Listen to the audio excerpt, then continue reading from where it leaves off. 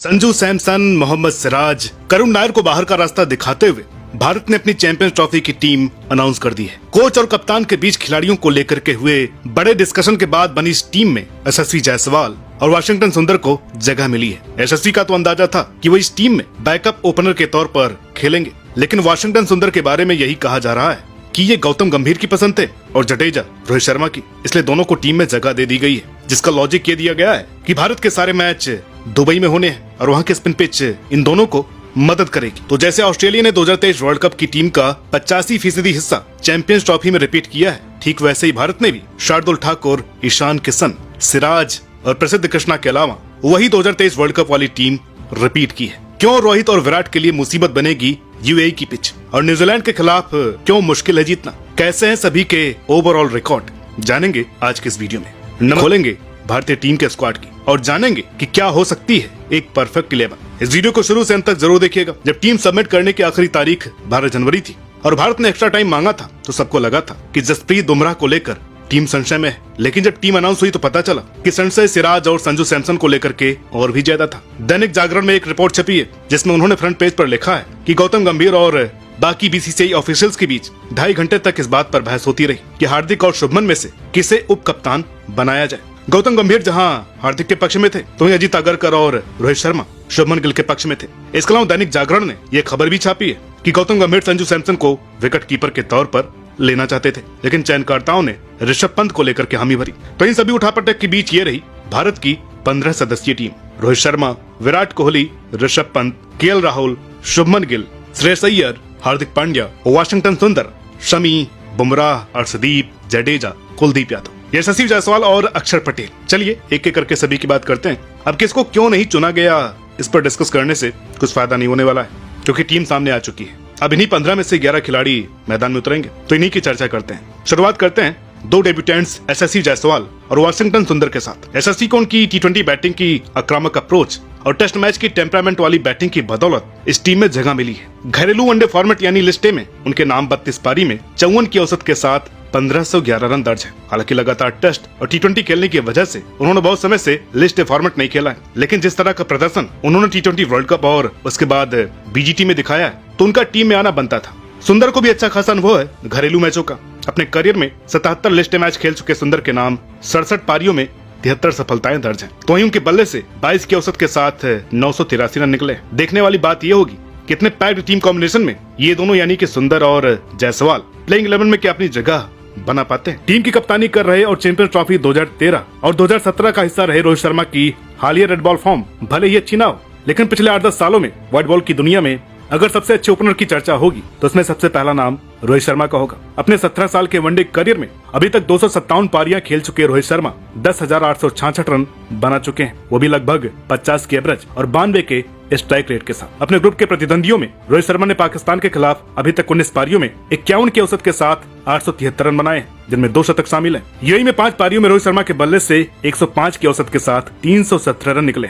अपने ग्रुप के बाकी 2 प्रतिद्वंदियों न्यूजीलैंड के खिलाफ रोहित शर्मा की 37 की औसत है और बांग्लादेश के खिलाफ 56 की। अब देखते हैं कि रोहित शर्मा का माइंडसेट कितनी जल्दी कन्वर्ट होता है चैंपियंस ट्रॉफी यानी कि व्हाइट बॉल टूर्नामेंट को लेकर के। टीम के उप कप्तान शुभमन गिल की बात करते हैं। रेड बॉल में भली उनकी एवरेज 34-35 ऐसे रहती हो, लेकिन व्हाइट बॉल में उनकी 47 पारियों में 58 की औसत और 101 का स्ट्राइक रेट उनको आने वाले वक्त के एक बड़े बल्लेबाज के तौर पर स्थापित करने की बात करता है। हालांकि पाकिस्तान के खिलाफ वो 3 पारियों में केवल 84 रन बना पाए, जबकि बांग्लादेश के खिलाफ 2 पारियों में 174 रन और न्यूजीलैंड के खिलाफ 10 पारियों में 590 रन। अब क्योंकि गिल उप कप्तान है, तो निश्चित तौर पर रोहित शर्मा के साथ वही ओपनिंग करेंगे। वनडे इतिहास में आंकड़ों के हिसाब से सबसे बड़े बल्लेबाज विराट कोहली की बात की जाए तो अपने 16 साल के लंबे करियर में 283 पारियों में 13,906 रन बना चुके हैं, वो भी 94 की स्ट्राइक रेट और लगभग 59 की औसत के साथ। बात की जाए अपने ग्रुप के कॉम्पिटिटर के खिलाफ प्रदर्शन की, तो बांग्लादेश के खिलाफ 16 पारियों में 75 की औसत, पाकिस्तान के खिलाफ 16 पारियों में 52 की औसत और न्यूजीलैंड के खिलाफ 31 पारियों में 58 की औसत विराट कोहली को मॉडर्न एरा के व्हाइट बॉल यानी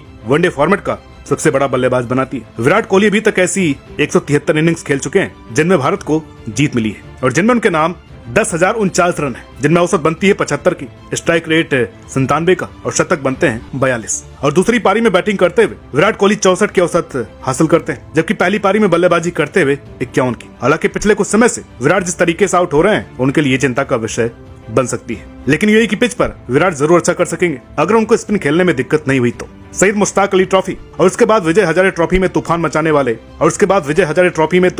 वाले मुंबई के कप्तान श्रेयस अय्यर के हालिया आंकड़े देखी। पाडिचेरी के खिलाफ 137 नाबाद, हैदराबाद के खिलाफ 44 नाबाद, कर्नाटक के खिलाफ 114 नाबाद। ये सारे आंकड़े बताते हैं कि किस फॉर्म के साथ श्रेयस अय्यर चैंपियंस ट्रॉफी में उतरने वाले हैं। अगर बात करें उनके पाकिस्तान के खिलाफ रिकॉर्ड की तो अभी तक पाकिस्तान के खिलाफ 2 पारियों में वो 67 रन बनाने में कामयाब रहे हैं। वहीं न्यूजीलैंड के खिलाफ उन्होंने 7 पारियों में 69 की औसत के साथ 484 रन बनाए हैं। अब निश्चित तौर पर अय्यर नंबर 4 पर पहली पसंद होंगे। अब केएल राहुल की चर्चा करते हैं। 72 पारियों का अनुभव रखने वाले राहुल 50 की औसत के साथ 2851 रन बना चुके हैं, जिनमें 7 शतक शामिल है।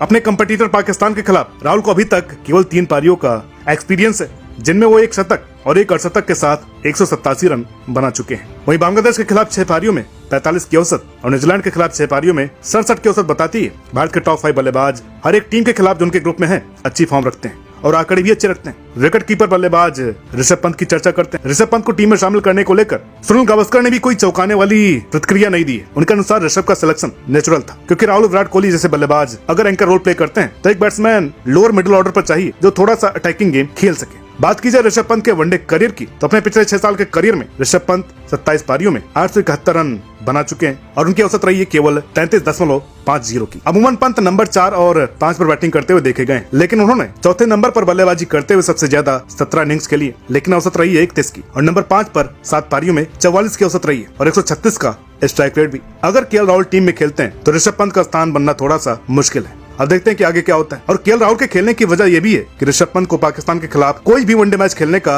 अनुभव नहीं है। हालांकि बांग्लादेश के खिलाफ 1 पारी खेल करके उन्होंने 48 बनाए थे, जबकि न्यूजीलैंड के खिलाफ 3 पारियों में केवल 57। तो ऐसे में जाहिर है कि अगर आंकड़ों को ध्यान में रखा जाए तो राहुल पंत से ऊपर वरीयता रखते हैं। अब बढ़ते हैं भारतीय टीम की वर्तमान समय की सबसे मजबूत नींव की तरफ, जो है गेंदबाजी। जसप्रीत बुमराह को टीम में शामिल जरूर किया गया है, लेकिन उनकी चैंपियंस ट्रॉफी को लेकर के फिटनेस का असली टेस्ट इंग्लैंड के खिलाफ तीसरे वनडे मैच में देख करके किया जाएगा। अपने करियर में 89 वनडे मैचेस की 88 पारियों में बुमराह के नाम 149 सफलताएं दर्ज है। हालांकि आमतौर पर देखा जाए तो बुमराह ने 2020 के बाद से पहला ओवर डालना शुरू किया है, जहां अभी तक 22 पारियों में वो 33 विकेट दर्ज कर चुके हैं। लेकिन उनका सबसे बेहतरीन प्रदर्शन आया है दूसरे नंबर पर गेंदबाजी करते हुए, यानी दूसरा ओवर शुरू करने पर। यहाँ उनके नाम 51 पारियों में 91 विकेट है, वह भी केवल 22.84 की औसत के साथ। अब देखने वाली बात यह होगी कि क्या बुमराह नई गेंद से पहला ओवर डालते हैं या अर्शदीप के बाद दूसरा ओवर। उससे पहले देखना होगा कि बुमराह फिट होते हैं या उनको बांग्लादेश के खिलाफ होने वाले मैच से बाहर बिठाया जाता है। हालांकि 2017 वाली चैंपियंस ट्रॉफी में उन्होंने 5 पारियों में गेंदबाजी की थी और केवल 4 सफलताएं दर्ज की थी। और सबको याद होगा फाइनल का मैच, फखर जमान का विकेट